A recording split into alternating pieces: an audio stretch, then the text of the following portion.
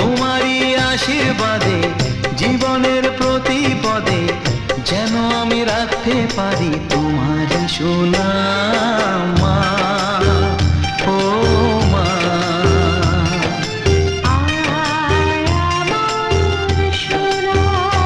ও স্নেহের ছায়ায় ভালোবাসায় ঢেকে রাখে যে, অনেক জ্বালাশয় বুকে জড়িয়ে রাখে যে, তারই আঁচলে মুখ লুকিয়ে রেখে জীবন আমার কাটিয়ে দেব তোমায় দেখে মা।